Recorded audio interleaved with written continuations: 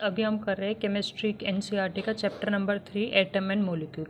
तो Antoine Lavoisier ने हमारा दिया था law of conservation of mass, Joseph Proust ने दिया था लॉ ऑफ कांस्टेंट प्रोपोर्शन, और जो डाल्टन था उन्होंने इन दोनों लॉ की एक्सप्लेनेशन दी थी।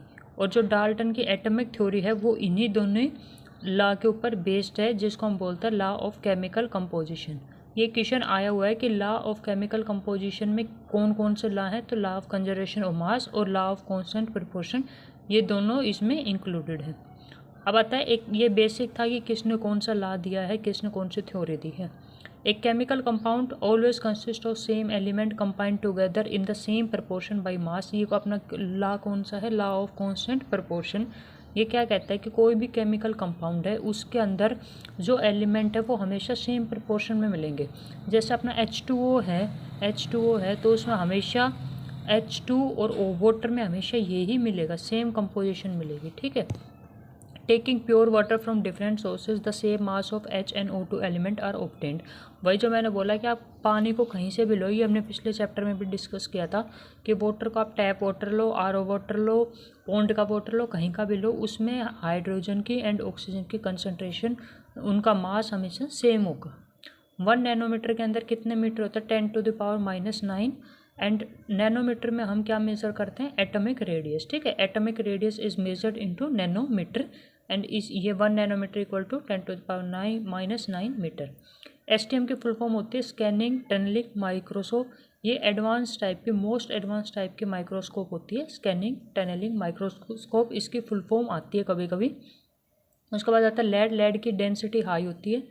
अब लेड वगैरह ये सब इसमें एक एक पॉइंट टू पॉइंट लिख रखा है। देखो थ्योरी तो हमारी एनसीईआरटी में बहुत सारी है, या कोई भी आप रेफरेंस बुक लोगे उसमें बहुत सारी है, बट अभी हमारा एग्जाम टाइम है तो इतना टाइम नहीं है कि आप बहुत ज़्यादा डीप में पढ़ोगे, बहुत जो अनरिलेवेंट है उसको आप पढ़ोगे। अभी सिर्फ काम की चीज़ें पढ़ो, इसलिए आपको लगेगा कि इसका क्या रिलेशन है, बट ये नोट्स हैं। ठीक है, मैंने खुद यही नोट्स अपने टाइम पर पढ़े थे एंड ये बहुत बेनिफिशियल है, आपको काम आएंगे।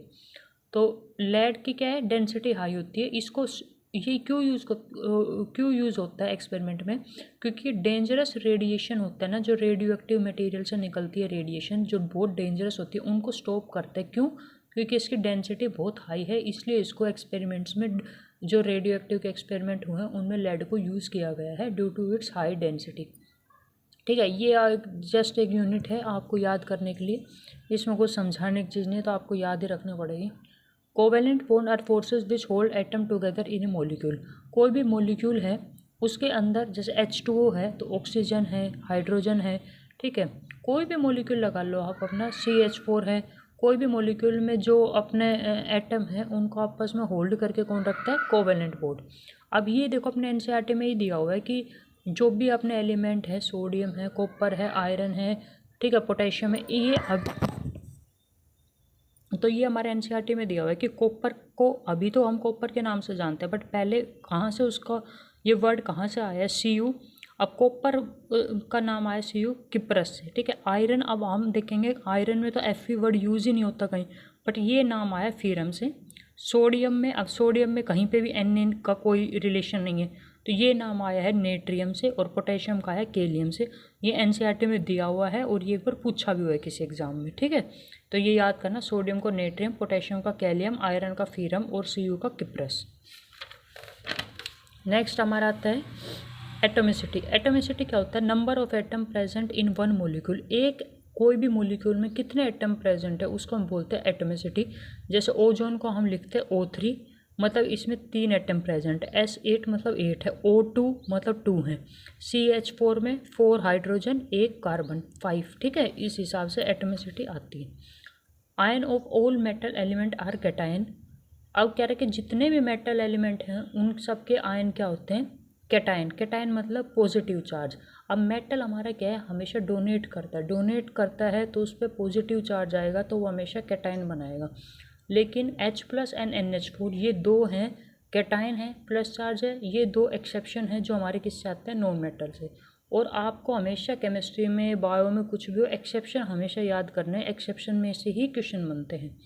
Due to more proton than electron एक कैटायन हैज़ पॉजिटिव चार्ज। अब इसमें क्या है कि उसमें प्रोटॉन ज़्यादा है, इलेक्ट्रॉन पर माइनस चार्ज होता है। अगर माइनस चार्ज ज़्यादा होगा, इलेक्ट्रॉन ज़्यादा होगा तो नेगेटिव चार्ज होगा। बट इसमें क्या है, प्रोटॉन ज़्यादा है, पॉजिटिव चार्ज ज़्यादा है, इसलिए एक कैटायन के ऊपर कौन सा चार्ज रहता है, positive charge. All metal atom can lose electron easily, so all form cation, जो हमने ऊपर बोला। Electron lost by metal atom during carbon formation are during cation formation are accepted by non metal. अब वही है कि हमारा जो मेटल है वो तो इलेक्ट्रॉन देता है और जो नॉन मेटल है वो इलेक्ट्रॉन लेता है। तो जो मेटल है वो नॉन मेटल को दे देता है, तो मेटल पे पॉजिटिव चार्ज आ जाएगा और नॉन मेटल पे माइनस चार्ज, और इसलिए नॉन मेटल हमारे एनायन बनाते हैं। The ion of all non metal element are anion, ठीक है। एक्सेप्शन यही है जो दो ऊपर थे, H+ एंड NH4, ठीक है। Due to more electron than proton, उसका जस्ट अपोजिट है कि इलेक्ट्रॉन इसमें ज़्यादा है तो नेगेटिव चार्ज एक्सेस में रहेगा, तो ये एनायन। अब जो हमारे सिंपल आयन है जो एक एक रहता है, सिंपल O2-, Cl-, ठीक है, मतलब सिंगल के ऊपर चार्ज है। कंपाउंड मतलब दो आ गए, सल्फर भी आ गया, ऑक्सीजन भी आ गया, SO4 2-, CO3 2-, ये सब हमारे क्या है, कंपाउंड आयन, दो मिलके बना रहे हैं। उसके बाद आता है नेमिंग ऑफ आयनिक कंपाउंड, के आयनिक कंपाउंड की नेमिंग कैसे की जाती है। Metal element is written on left hand side and non metal on right hand. जो भी आपका कोई भी कंपाउंड में एक मेटल होता है, एक नॉन मेटल होता है, तो जो मेटल होता है उसको हमेशा लेफ्ट हैंड साइड पे लिखना है और जो नॉन मेटल होता है उसको राइट हैंड साइड में। जैसे MgO है, magnesium oxide, oxygen non metal है, इसको हम राइट पे लिखते हैं ऑक्साइड, एंड मैग्नीशियम मेटल है तो इसको हम पहले लिखते हैं यानी लेफ्ट हैंड साइड में, तो मैग्नीशियम ऑक्साइड, ठीक है।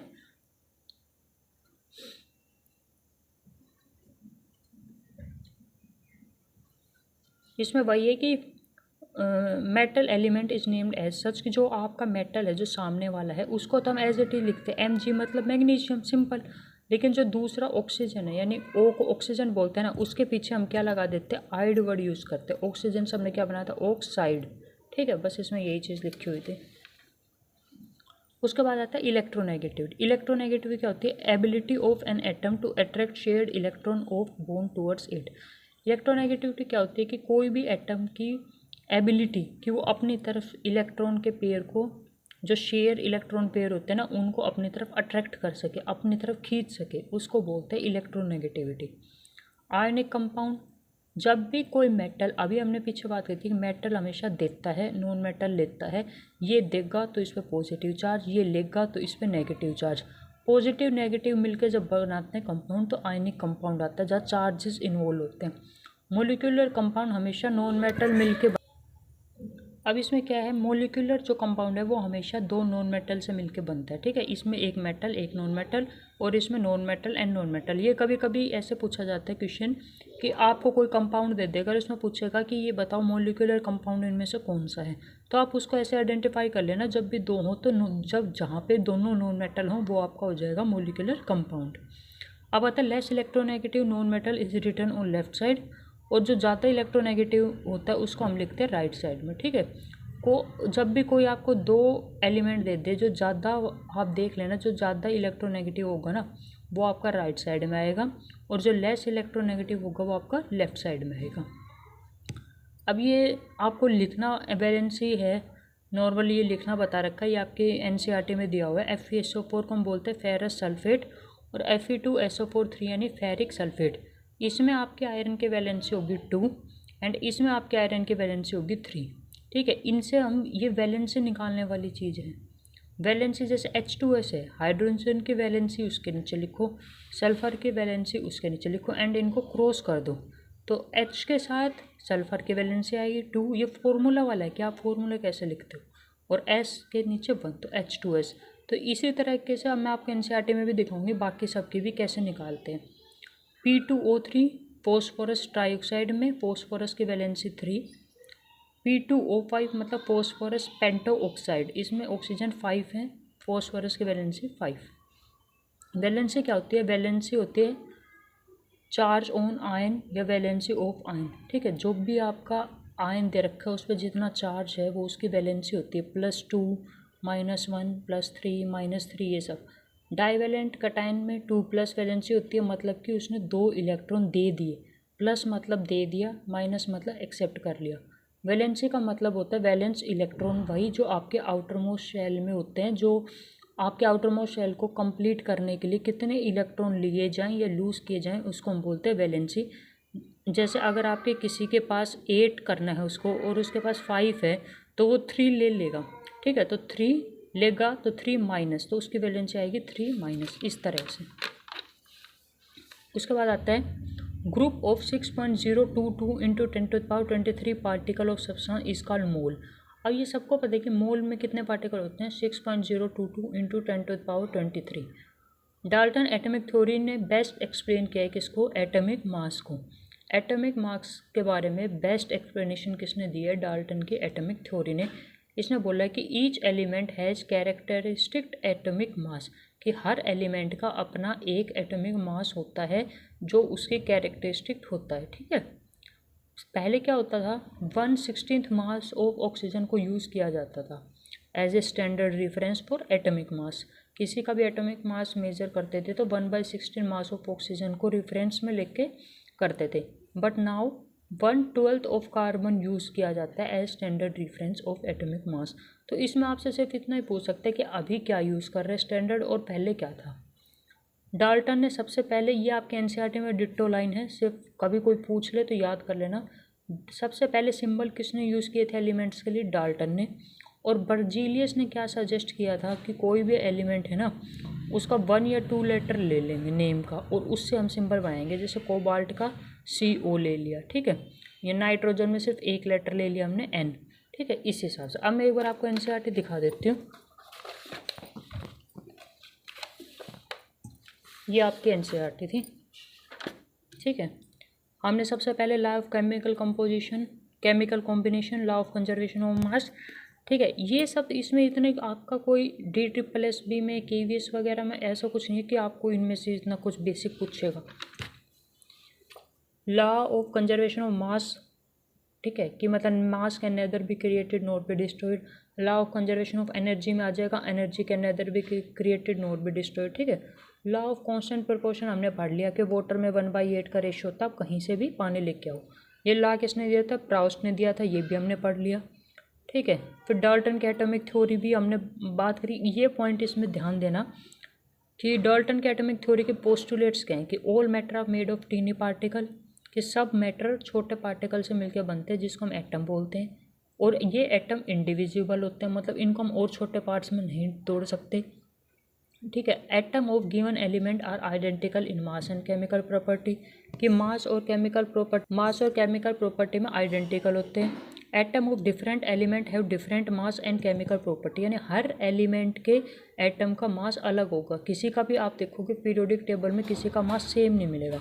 Atom combine in ratio of small whole number to form compound, atom हमेशा स्मॉल होल नंबर में कंबाइन होते हैं और उसके बाद कंपाउंड को फॉर्म करते हैं। Relative number and kind of atom are constant in given compound. तो ये बस एक बेसिक चीज़ है, इस पर आप देखना। एटम क्या होता है, डेफिनेशन हमें पता है, नैनोमीटर में मेजर करते हैं, ये हमने देख लिया।